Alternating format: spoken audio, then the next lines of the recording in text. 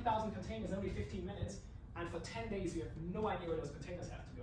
So the impact of that also for global supply chains is quite massive, right? So the rippling effect of one large company getting hacked is affecting so much more globally as well. Second example I'd like to bring up is Vastaamo in Finland. It's a smaller company, but they were actually providing healthcare services and therapy services in Finland to pretty much all the hospitals, to the majority of the population. And they had this full platform for therapists to work with, also to take notes. So now imagine you go to your therapist, you talk about your dark secrets, and then the next day you get an email where a hacker is quoting what you said and asking for ransom payment to not send it to your friends, colleagues, and family, right? And that is exactly what happened in that case. So turns out they didn't secure the database. A hacker swooped in, stole this entire database, and went ahead and started extorting people. So that's actually, well, the hackers obviously were financially motivated as well, but that's also a broader impact on people and their lives. And this is one quote when I was first getting in touch with the case, which was also super interesting. So there was someone that was analyzing that, and he said that anyone with experience could have helped them to design a safer system. So now we're talking about an impact, direct impact on human lives because of negligence within those enterprises of not caring about this topic. And I mean, to be frank, 20 years ago, cybersecurity wasn't a huge thing, right? I mean, all of that has been happening within the last decade, and also, I mean, it costs money to do cybersecurity, right? But we have to do it because those impacts are becoming so much broader on our society as well, right? Last case, one of my favorites, SolarWinds in 2020. So SolarWinds was providing software and different services to, well, the majority of the Fortune 500, to the US government, to intelligence agencies. They were providing software to the CIA, to the NSA. And the hackers were sitting there, and we don't know where, presumably Russia. They were sitting there and they were thinking about it. So why should I hack into those very secure organizations like US government or like an intelligence agency? It's quite hard to hack into those organizations, right? But I can just go ahead and hack someone that isn't a supply chain. I can just go ahead and hack someone that provides software to them.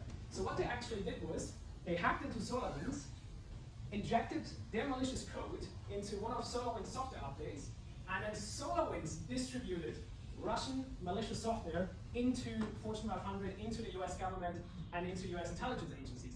Obviously, that was a massive impact for the brand. So unlike Vastaamo, actually, from the last example we had, they went bankrupt, they're out of business, so their company got destroyed within a day. SolarWinds didn't go out of business, but if you take a look at their stock price, it got quite a dump. Obviously, a lot of the US critical infrastructure kicked them out for that. And it's quite interesting if we take a look at this software supply chain topic, and I'm not going to go too much into technical details here, but from a hacker's perspective, right? Why should I hack into this one really secure? Just one person. I think that it is worth going a little bit into the technical details, because there is info that we can find in internet, and there is info that we can never find in internet, and we have someone like you today. So, wonderful, absolutely. No. I mean, if you don't mind. No, absolutely. If we take a look at, especially software supply chain attacks, it's something that, again, 10 years ago we didn't talk about it, right? But now if we take a look at this from a hacker's perspective, you can just hack at certain critical points, right? We've seen it a couple of weeks ago, open source software, right? So much software that we use within our enterprises, so much software that we use within our businesses, right, is open source, right? So now from a hacker's perspective, those open source projects, they don't have huge security teams, they don't have huge security budgets, right? It's mostly a couple people that build that software in their free time. And it's so much easier to hack into that. And once you're in there, I mean, that software is getting distributed downwards to so many different entities. And XV, I think, is a great example, right? An open source project that no one really cared about, but it was core part of the software that is running on most of our servers out there, right? Within the Linux kernel. So now the hackers hacked this one project, and if that attack wouldn't have been spotted, that malicious code actually would have been distributed to most of the embedded systems, to most of the servers out there, just by looking at this. Same thing for companies, right? If we take a look at service providers, IT service providers, and we've seen cases like that. Why should I try to hack 100 organizations individually if I can just hack an IT service provider and then ultimately get access to 100 different companies, right? So now that is making a lot more sense for threat actors. But I also want to quickly moving from the enterprise space to more critical infrastructure and critical systems. Because we see this massive transformation. 80 years ago, if you went to hack a car, there's no technology there, right? You can't hack anything in there.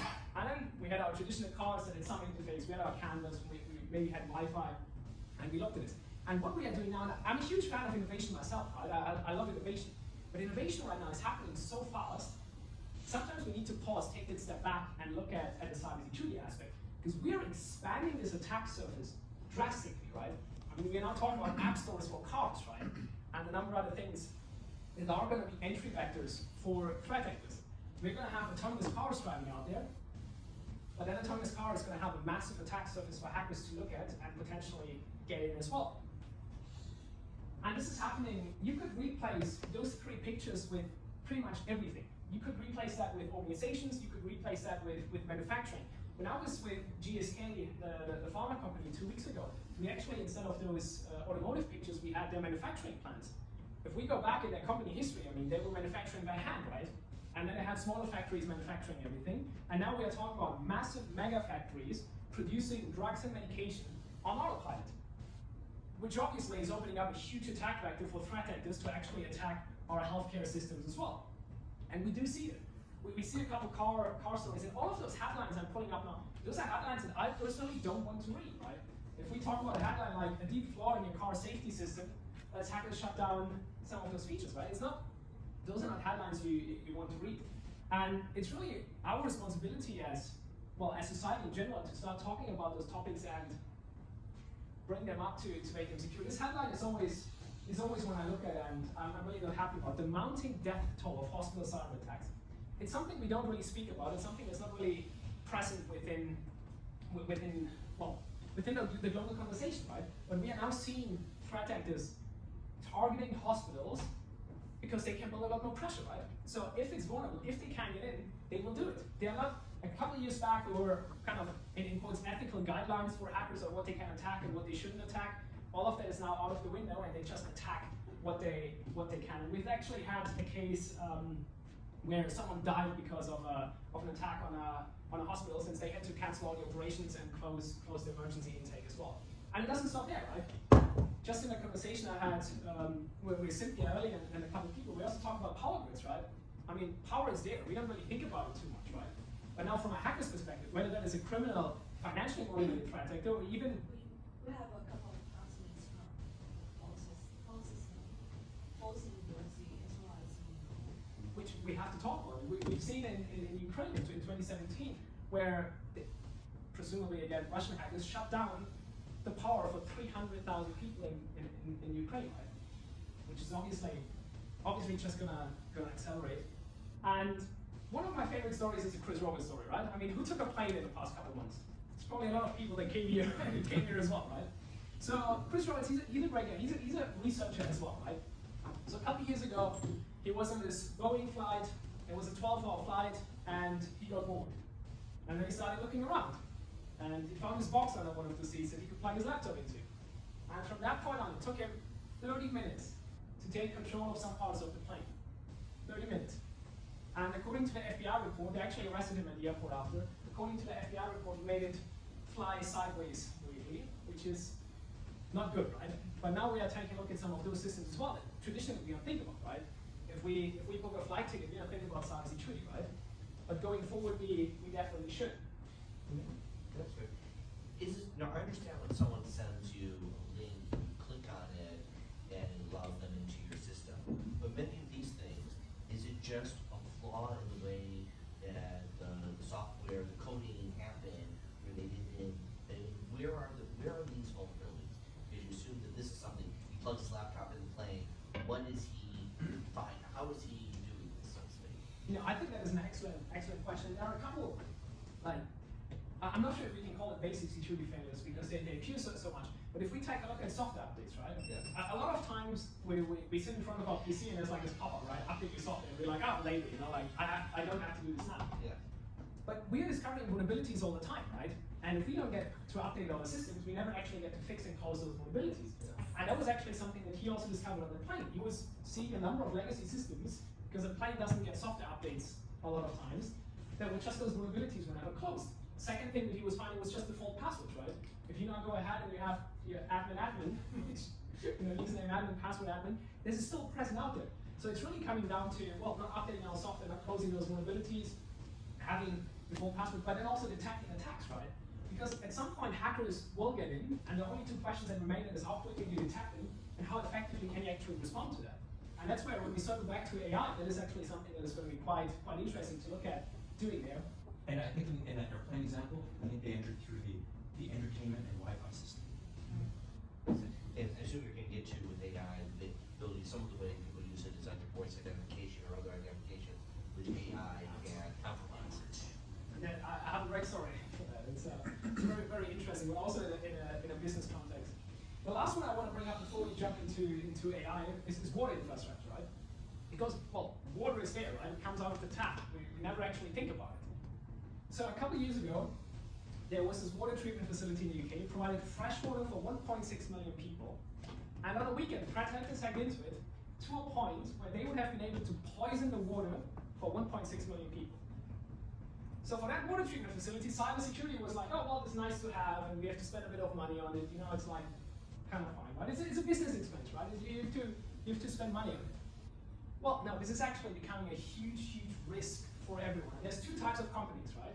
There's a company that has been hacked already, and a company that will get hacked. And those are the only two ways, because hackers will look at your enterprise and they don't care where it is. They don't even target you specifically. They don't sit there and be like, oh yeah, I want to hack you. No, if you're vulnerable, they're just going to go in. And where it gets really interesting, and I mean, we're here to talk about AI as well, right? So how is AI impacting all of that? So we've established it's pretty bad, and we have to do things. So how is AI changing that? How is AI changing the trajectory of attacks happening? How is AI changing the trajectory of us securing certain things, right? And I think there's two things to look at. How AI will accelerate those risks that we are seeing, how AI will accelerate attacks happening, and then on the other side, also looking at the opportunities that we now have with AI to help with the problem, that we now actually can tackle certain of those challenges and issues that we are seeing. If we take a look at how AI will accelerate it, I will speak from a hacker's perspective, right? If you're now a hacker and you want to get access to certain enterprises, what are you looking at? And how is AI helping there?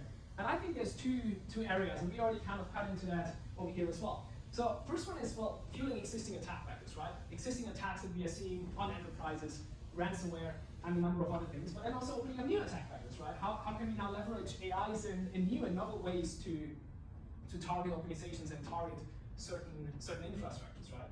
If we take a look at fueling existing attack vectors, I think it gets quite interesting, because finally, it's going to make it easier and faster. Well, what does it mean? So I brought this graph where we can kind of see like the timeline of a cyber attack, right?